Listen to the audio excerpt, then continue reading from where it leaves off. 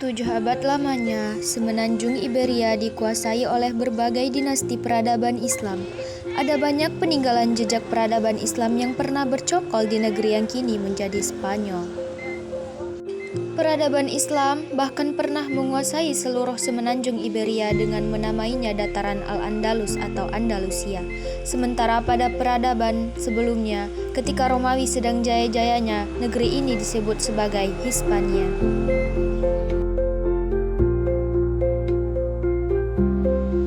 Ketika Romawi jatuh, Hispania menjadi negara merdeka yang disebut Kekaisaran Visigoth. Mereka adalah bangsa Germanik yang mengklaim mewarisi kedaulatan Kekaisaran Romawi Barat setelah kejatuhan 476 Masehi. Dalam sejarah Andalusia, penguasaan pertama peradaban Islam berawal pada abad ke-8 oleh bangsa Moor. Mereka adalah bangsa yang berasal dari Maroko di bawah Kekaisaran Umayyah. Bangsa Moor berhasil menaklukkan kawasan Visigoth di Iberia dalam waktu kurang dari 1 dekade. Hanya sedikit sumber yang bisa menjelaskan bagaimana sejarah Kekaisaran Umayyah bisa menguasai Iberia dalam waktu singkat. Tidak ada catatan dari kalangan Muslim yang tersedia dari periode Kekaisaran Umayyah, sedangkan sumber Kristen Visigoth agak kabur. Sejarah Andalusia pun dimulai di sini. Abdul Hakam menjelaskan, bangsawan Visigoth bernama Julian meminta bantuan dan mendekati Torik bin Ziyad dan gubernur Tangir di bawah Kekaisaran Umayyah. Julian mengadu bahwa putrinya diperkosa oleh Rodericus, Raja Visigoth. Julian dendam, tetapi tidak mampu menghukum raja, sehingga meminta bantuan kekaisaran tetangga di Afrika Utara. Singkatnya, dia mengundang Kekaisaran Umayyah untuk menginvasi Visigoth untuk menghancurkan Rodericus. Julian bercokol di benteng Ceuta, sebuah benteng di Afrika Utara yang sampai sekarang masih milik Spanyol.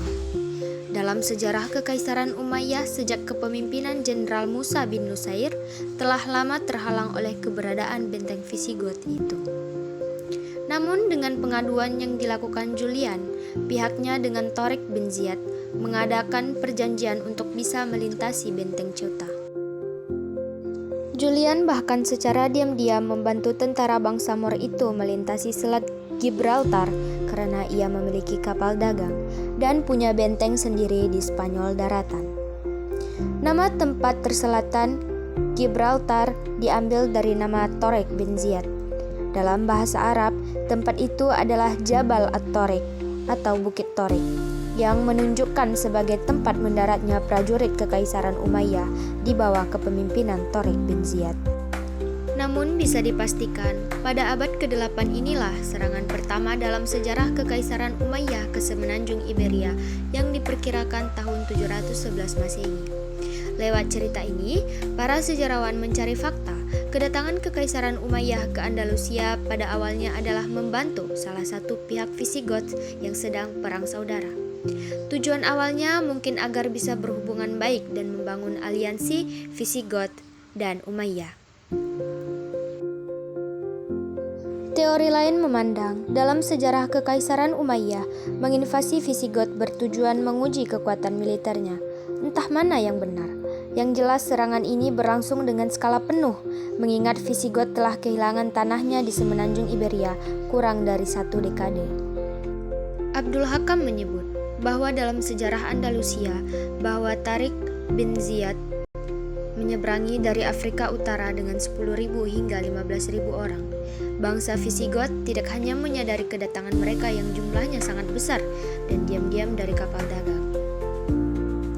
Inilah yang membuat Kekaisaran Visigoth kalah di pertempuran Guadalete di tahun 711 atau 712 Masehi. Ada banyak pemimpin penting dari Kekaisaran Visigoth yang tewas, memudahkan Andalusia semakin meluas dalam sejarah Kekaisaran Umayyah.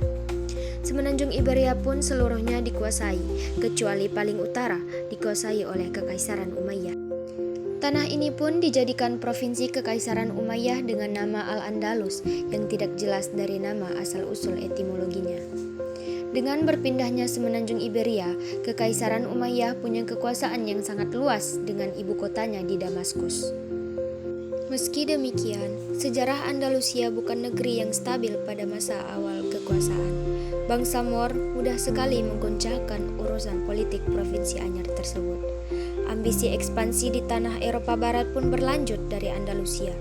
Bangsa Moor mulai menyerang Toulouse dan Septimania di Prancis selatan hari ini, bertujuan menghancurkan sisa-sisa pengaruh Kekaisaran Visigot. Ekspedisi ini berlangsung pada 719 Masehi dengan pemimpin Al-Sam bin Malik. Usaha perluasan sampai Prancis pun dilakukan pada 732 Masehi dengan Abdul Rahman Al-Ghafiqi. Akan tetapi, prajurit Kekaisaran Umayyah berhasil dibendung oleh bangsa Frank. Pada masa berikutnya, perluasan terhenti dalam catatan sejarah Andalusia. Pasalnya, perpecahan muncul di kalangan pemberontakan orang Berber memecah Afrika Utara tahun 739 Masehi dan meluas sampai ke Andalusia. Sampai akhirnya Kekaisaran Umayyah sendiri jatuh pada 750 Masehi ketika ibu kotanya ada di Harran, Turki. Kejatuhan ini mengubah Andalusia memiliki kerajaan baru yang merdeka di Timur Tengah. Pengganti Kekaisaran Umayyah adalah Kekaisaran Abbasiyah yang pada awalnya membuka pemberontakan awal. Prajurit Abbasiyah mengejar semua pejabat Umayyah yang hidup. Abdul Rahman, salah satu pejabat Kekaisaran Umayyah, melarikan diri dan selamat di Andalusia. Dia segera menavigasikan posisi politiknya untuk menjadi gubernur di sana.